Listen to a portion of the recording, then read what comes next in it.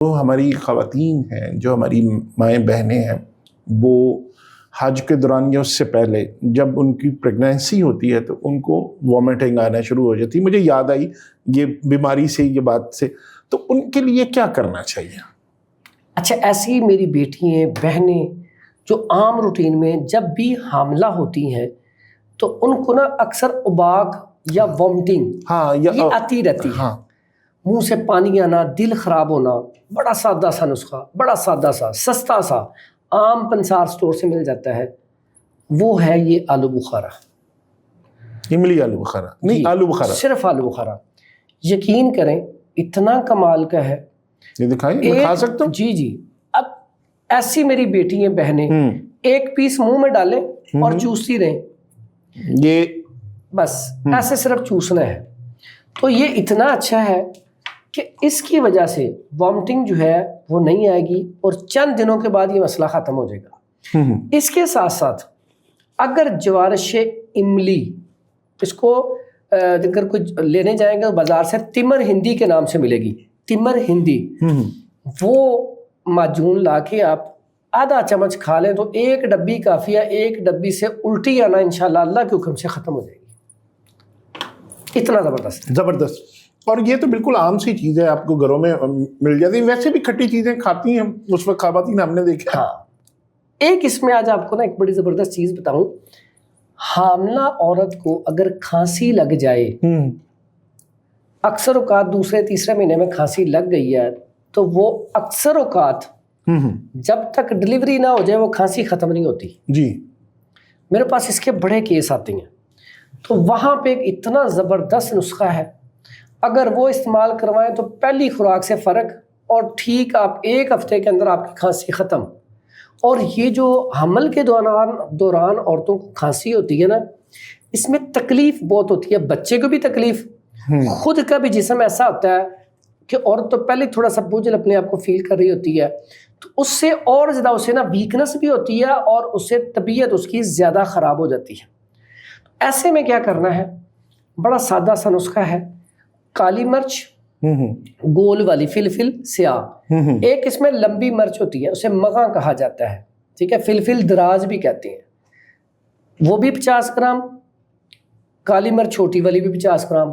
سونڈ وہ بھی 50 گرام. ٹھیک ہے. اس کے بعد ہلدی، ملٹھی اور سونف، تینوں 50 گرام. 6 چیزیں لے کے اگر اس نے اپنے لیے دوائی بنانی تو بے شک ساری چیزیں 10 گرام لے لے. وزن آپ خود اوپر نیچے کر سکتے ہیں. اس کی خوراک ساری چیزیں پاؤڈر کر لیں. ایک خوراک تازہ پانی کے ساتھ یا شہد میں ملا کے صبح، دوپہر اور شام. اللہ کے حکم سے ایک ہفتے بعد کھانسی نہیں ہوگی انشاءاللہ. سگریٹ کے لیے، سگریٹ چھوڑنے کے لیے کیا کوئی ایسا دیسی نسخہ ہے کہ آسانی سے سگریٹ سے چھٹکارا حاصل کیا جا سکے؟ یہاں پہ سب سے پہلی بات تو جب آپ کوئی چیز چھوڑنے کا ارادہ کر لیتے ہیں تو کوئی مشکل نہیں ہے کہ آپ اس میں کامیاب ہو جائیں.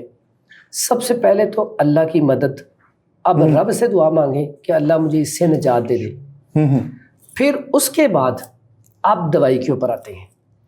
اب دوائی اس میں بارہا دفعہ یہ آزمایا ہوا نسخہ ہے کہ اس میں صرف آپ نے لینی ہے ملٹھی، ٹھیک ہے، عام پنسار سٹور سے مل جاتی ہے. سونف لے لیں اور سبز الائچی لے لیں. ملٹھی، سونف، سبز الائچی، 3 چیزیں آپ نے اپنی پاکٹ میں رکھنی ہے. ایک پیکٹ میں ڈال کے نا، وہ زپ والا پیکٹ اس میں ڈال کے یا کسی ڈبی میں ڈال کے رکھ لیں. ٹھیک ہے. اب آپ نے جب بھی آپ کو سگریٹ کی طلب ہو آپ نے اسے منہ میں چبانا ہے. اچھا، ایک تو آپ کے ذہن کو سائڈ پہ لے کے جائے کہ دوسرا اللہ نے ملٹھی کے اندر، سونف اور سبز الائچی کے اندر یہ اللہ نے طاقت رکھی ہے کہ یہ ایڈکشن کو، نشے کو آہستہ آہستہ ختم کرتی ہے. اس کے استعمال سے آنتوں کی انفیکشن ختم ہوگی، آنتوں میں جو مسائل چل رہے ہیں وہ ختم ہوں گے. پھر جو طلب بڑھاتی ہے سگریٹ کی وہ ایسا ایسا کم ہونا شروع ہو جائے گی. اور یہ بڑا زبردست نسخہ ہے. لیکن ساتھ ہم اکثر دیکھیں ہمارا کوئی بھی بچھڑ جائے تب بھی تو ہم صبر کرتے ہیں. ہاں، کرتے ہیں.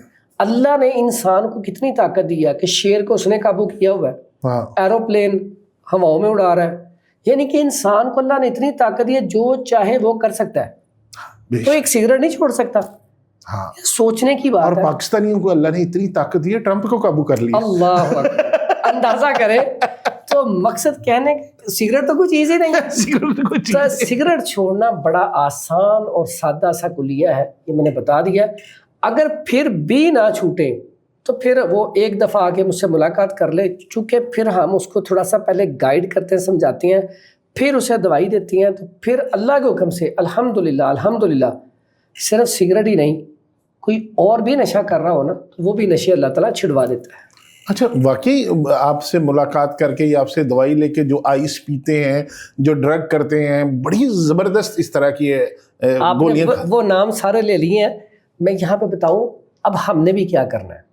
سب سے پہلے جو بندہ آئس پیتا ہے، جو اس نشے کی لعنت میں مبتلا ہے، اس کے لیے آپ کیا کرتے ہیں؟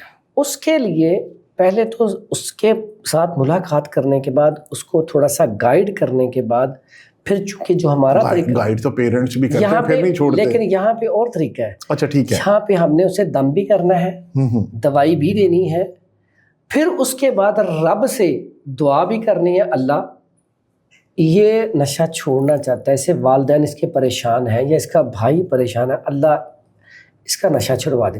دیکھیں میں نے جو نسخہ بتایا ہے، اس کے بعد جو میں نے دوائی بھی دینی ہے، یہ تو کوشش ہے. شفا کس نے دینی ہے؟ رب نے. وَإِذَا مَرِضْتُ فَهُوَ يَشْفِينِ. تو رب سے پھر ہم نے رو رو کے مانگنا، رب اسے ٹھیک کر دے، تو رب نے اسے ٹھیک کر دینا ہے.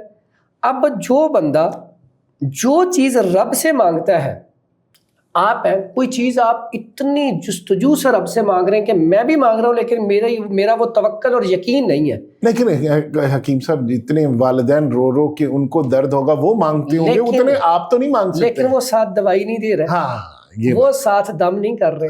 اچھا، دوائی کیا دیتے ہیں؟ اچھا، اس میں دوائی میں نے آپ کو پہلے بتا دی. اچھا ٹھیک ہے. آئس کا نشہ بھی چھڑوانا ہے تو آپ نے اس کو بھی یہی دینا ہے. آپ نے اس کو بھی سونف دینی ہے، آپ نے اس کو بھی سبز الائچی دینی ہے، آپ نے اس کو ملٹھی دینی ہے. تینوں چیزیں آپ پاؤڈر فارم میں بھی دے سکتے ہیں، اگر چبا کے استعمال کریں تو زیادہ اچھا ہے. دونوں طرح ہی بہترین ہے. یہ نسخہ استعمال کروائیں اللہ کے حکم سے، آئس کا نشہ جو ہے وہ چھوٹ جائے گا، صرف یہ عمل کرنے کی وجہ سے. زبردست. لیکن ساتھ پتہ کیا ہوتا ہے، ماں باپ بیچارے کوشش کر رہے ہوتے ہیں، لیکن آپ نے اکثر دیکھا ہے، آپ اپنے بچے کو سمجھا رہے ہیں یا بھائی کو سمجھا رہے ہیں تو بعض اوقات اسے سمجھ نہیں آتی.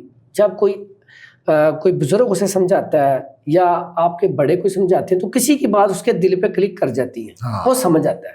تو یہ بھی کچھ بات ہوتی ہے. بعض اوقات جو انسان گھر میں سمجھا رہے ہوتے ہیں تو اس کو توجہ سے سنتا نہیں ہے، اسے اندازہ نہیں ہوتا کہ میرا کتنا نقصان ہو رہا ہے. تو یہ چیزیں کچھ تھوڑی سی یہاں پہ کرنی پڑتی ہیں.